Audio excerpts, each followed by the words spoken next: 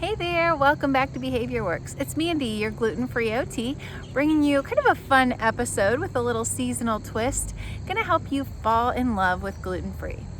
And I think gluten-free living tends to have the connotation of being very limiting. A lot of what we can't have when we're either diagnosed with celiac or another, kind of gluten intolerance. But when you do start to go gluten-free and you experience the changes in how your body functions and feels, that is what you're gonna fall in love with. And hopefully some of these recipes too. All right, so we're gonna jump right in with our first recipe.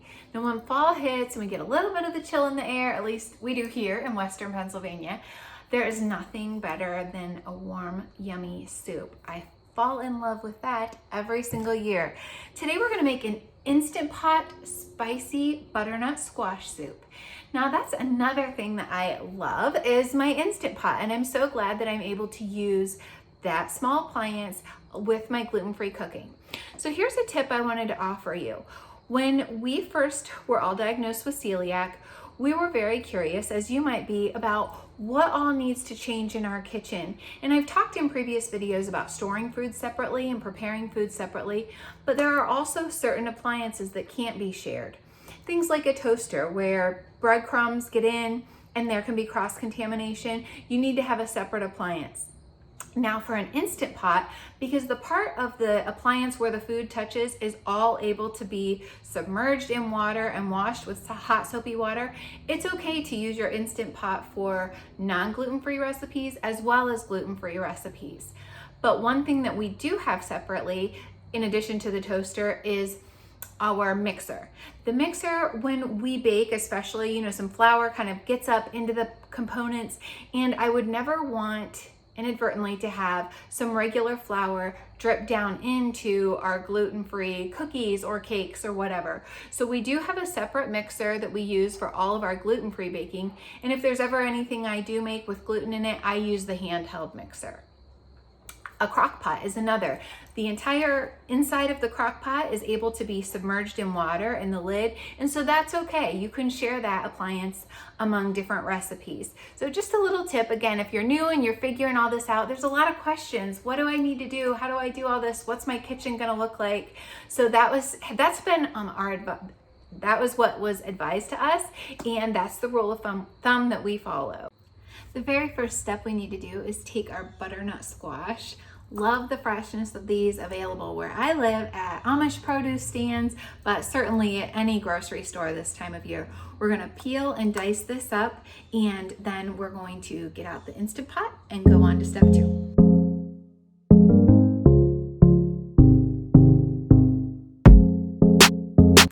One of my favorite things about using the Instant Pot is the one-step cooking. We're gonna use this in 2 ways today. We're gonna chop up this onion first of all, add a little bit of olive oil to the Instant Pot, put it on the saute feature, and go ahead and brown our onion first. And then when that heats up, I'm gonna go ahead and add the onion, saute that for about 7 minutes. Once it gets translucent, I will add the garlic, saute it just a little bit more, and we'll be ready to move on to the next step. Alrighty, it's looking nice and translucent. It's smelling good. And here's an Instant Pot tip. When you use the saute function and then you're ready to transfer it into an actual pressure cooker, just scrape the sides and bottoms of any of the brown that sticks to it. That way it'll come to pressure fine and there won't be any trouble with that. So I went ahead and got that all scraped off. It looks good.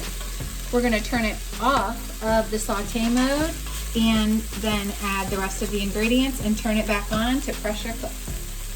We have our butternut squash all seeded and cut up.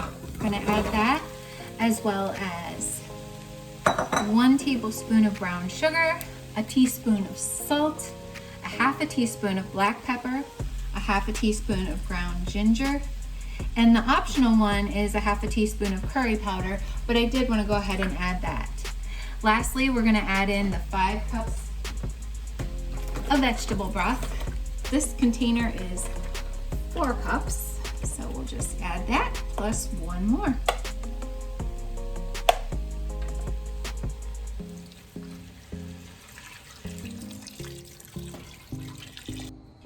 The next thing that we have to do is mix it all together and use the high pressure, setting it for 10 minutes.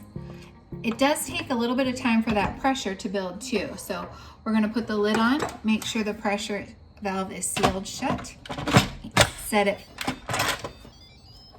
for 10 minutes, and then wait for it to come to pressure, cook, and I'll be back with you after it's all ready. So when you use a pressure cooker, there's what's called a natural release or a quick release. And so you can see here that there are 2 minutes showing. That means it's finished cooking and it's been on a release for 2 minutes. And this recipe says let it go for about 5 minutes, and then we're gonna do a quick release. So we're gonna turn that knob on the top and release the rest of the pressure, and then we'll be able to carefully open it up. So the next step says after we open this up, go ahead and use an immersion blender to blend that all up. However, I do not have one, so I'm gonna have to transfer it over to the blender and then back into the Instant Pot. If you are watching this and you happen to have an immersion blender, drop a comment below. I'd love to hear what you think about it and if it's a worthwhile purchase for me. For now, I'm gonna go ahead and add this to the blender, get it blended up. We'll transfer it back to the Instant Pot and then add our 1 cup of heavy whipping cream.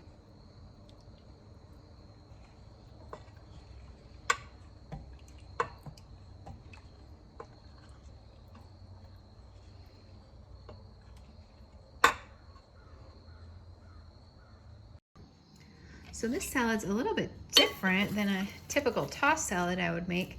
It has a lot of cucumbers and tomatoes, green onions, fresh mint, fresh parsley. Then I'm gonna put a whole bunch of chopped up romaine lettuce. And the cool factor is it calls for little bits of pita bread, which I have, our gluten-free pita. That's so good. So this is the pita bread that I really like a lot. I've gotten these at Walmart before, and I did again, and it said to toast the pitas, so I just went ahead and put these in our toaster, the one that we just use for gluten-free items. We're gonna slice these up and toss them in with the salad.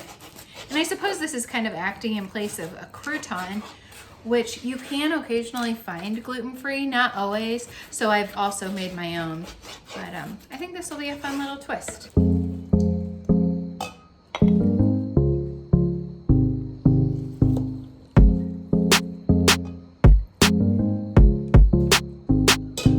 Just looks like a harvest, doesn't it? So pretty.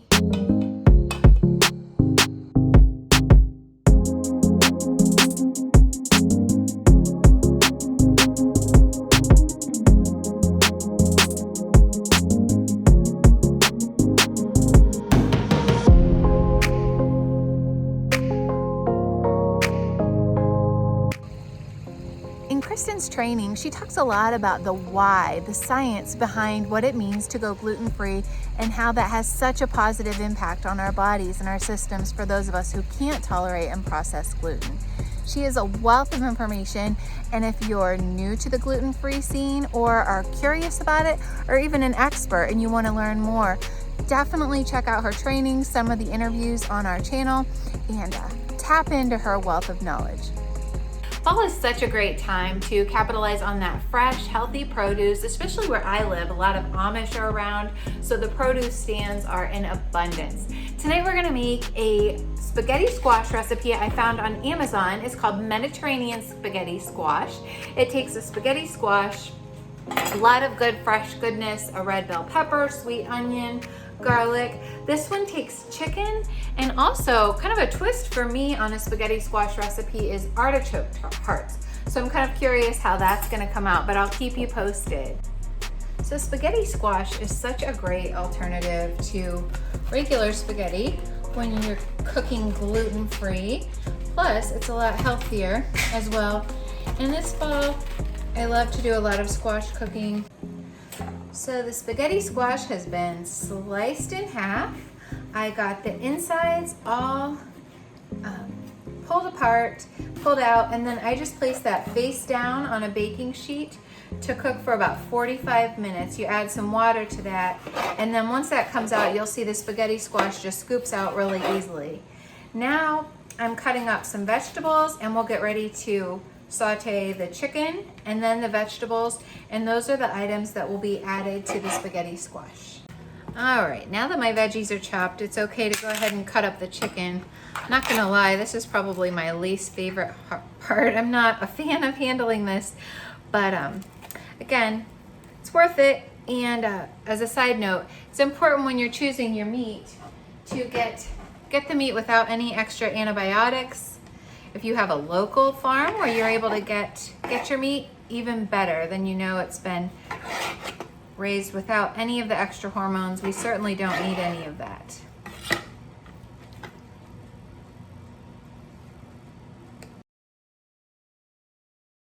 This particular recipe calls for 1 pound of chicken tenders cut into bite-sized pieces, 1 sweet onion chopped, 6 garlic cloves chopped, a teaspoon of hot sauce, can of artichoke hearts, and 1/2 of a red bell pepper.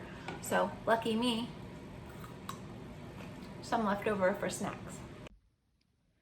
I think that spaghetti squash is a fantastic gluten-free alternative to regular spaghetti.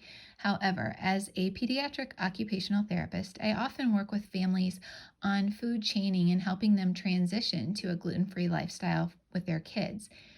Now, going from a regular wheat pasta to spaghetti squash might be a pretty big jump for a little one who's never tried anything like this before. So maybe before we go straight from a spaghetti that they're used to and love, you might transition to a more familiar feeling gluten-free pasta spaghetti, and then maybe try to chain it over to the spaghetti squash. And last but not least, 1 cup of Parmesan cheese, and go ahead and toss that chicken back in and stir it all together. All right, well, it's final stages of cooking, almost done, and I'm gonna just add a special treat. This is so good. We have tried dozens of gluten-free breads, and lots of them are really good, but if you want a real treat, this Texas toast style gluten-free bread, it is thick, it's beautifully sliced, and it is absolutely delicious. So I'm gonna toast this, add a little bit of butter and garlic to it, and so I'll just have a little side of garlic bread. All right, the toast is buttered and garlicked, and did a super simple side of steamed broccoli with this, and it looks like it's gonna be a great autumn meal. I'm gonna bring you along to one of my favorite local little treasure places for the best fresh fruit and vegetables in the fall. I absolutely love it. It's called the Apple Castle. It's such a quaint, cute little place. Luckily, I found a gluten-free pre-made pie crust. You can see that this is a 2-pack, so we're gonna use it as a top and a bottom crust. Gluten, soy, nut, and dairy-free. So I'm super excited to give this a try. I haven't used this before. And at the Apple Castle, I picked up one of those baking bargain things of apples. So it's kind of nice. They have a mix of different kinds. And one other thing I wanted to point out, as far as my work as an OT and working with little kids, sometimes it's fun to get the fun little tools. This is certainly going to make our process go a little bit quicker and easier tonight, but it's a great way to involve kids. Using tools can help kids feel like they're a part of it, they're excited about something, and especially if it might be a food that wouldn't be their first choice, they're going to be a lot more likely to get involved and try it if it's fun and if it's something that they get to actually be hands-on in doing. So a lot of these little gadgets, while maybe we could go without them, sometimes it's just a fun way to spark interest and excitement for the kids, which will trickle down into their excitement and interest into potentially trying a new food. For the pie crust, we needed to take one of the crusts out and let that thaw a little bit longer, and I've already taken that one out. It's going to be the top one. And the second crust we're just going to remove, and it just says it has to thaw about 15 minutes or so before we're going to make it. I found this recipe on All Recipes online. It's called Chef John's Easy Apple Pie. And that's something I thought might be worth making note of here. Is if you're new to gluten-free cooking, you may find it easier to just search gluten-free recipes or even get a gluten-free recipe book. For example, when I searched on all recipes, there were more than 2,500 gluten-free recipes when I just put in the words gluten-free. So certainly that's a great place to start. Then you can be sure that all of the ingredients you're using are gluten-free. You're not gonna have to worry about getting something wrong. But at this point, my daughters and I have had celiac disease for almost 4.5 years. And so I would say most recipes that I see, I'm able to just kind of modify, maybe substitute a certain kind of flour, or know which labels to look for as far as being able to just make them gluten-free. This particular one, we're gonna make a little bit of a caramel syrup for the apples. I added 6 tablespoons of butter. I'm gonna add a 1/2 cup of brown sugar, 1/4 cup of white sugar, a pinch of salt, and a little bit of cinnamon, and put that over the apples. And it calls for a pre-made pie crust, and that's where that pre-made gluten-free crust is gonna come in and work out just perfect for us. Okay, we got all of our sugar and cinnamon, and we did add 1/4 cup of water. I'm bringing that to a nice boil. Then we're gonna remove this from the heat and get ready to put it all together. So this pie crust does give a few different instructions. We're gonna do the double pie crust method. So we've been letting that top one thaw. I have this one out. I need to pierce it with a fork, and then we are gonna add the apples. After that, we're gonna put on the top part of the crust, and from there, we'll add that caramel sauce that we just made over top of everything else. Next up, we'll add our apples. Okay, this is the other crust that I removed from the pan, and it's been sitting on parchment paper. And on the box, it does give a lot of really great instructions, and it says that if the crust breaks, it's okay. You can just add a little bit of water and seal it back together. So I'm gonna go ahead and do that. And then the next step to use this as a top crust is to add another layer of parchment paper over top of this and roll it out to make it nice and smooth. Okay, so I'm gonna tell you a true confession here. I've not made this recipe before, and I've not used these pie crusts before, if you can't tell. So it's calling for us to do that crisscross lattice, and then once we have the lattice in place, to pour that caramel topping across on top of our pie. But because I'm not gonna do the lattice and I'm just gonna do slits in it, because I'm a little nervous about the crust, I'm gonna go ahead and pour some of the caramel topping in now. And remember, we're supposed to have that lattice look to pour the rest of the caramel sauce through. So I'm just gonna go ahead and cut it as though there were lattice. This is kind of a cheating way to do it.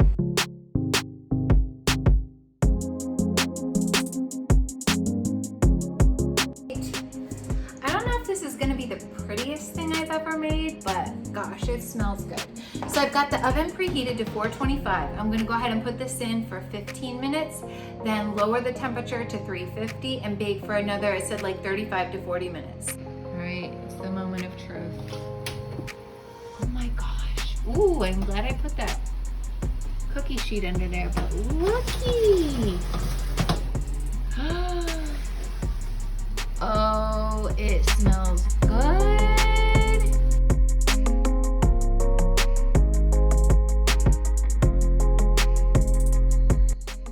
So, I came in to get a picture, and this is what I found. Needless to say, this is amazing. It stayed together pretty well. You can see the crust. It did kind of want to break apart where I put the seam together, but otherwise it is flaky, it's good. The inside is super caramely and yummy, and after about half an hour out of the oven, this is literally all that's left. I think. That's actually really good. I'm impressed, Mom. Impressed? Yeah. Thanks so much for joining along for falling in love with gluten-free. I hope you enjoy the recipes, and again, it's not even so much about the food, but it's about how you feel when you start eating for what's right for your body. And if you need to be gluten-free, definitely want you to go ahead and subscribe. Keep following along. We're going to bring you more. A special tip for our next episode coming up: if you have littles and you need to be gluten-free for Halloween, that's one you're not going to miss. Okay, we'll see you next time.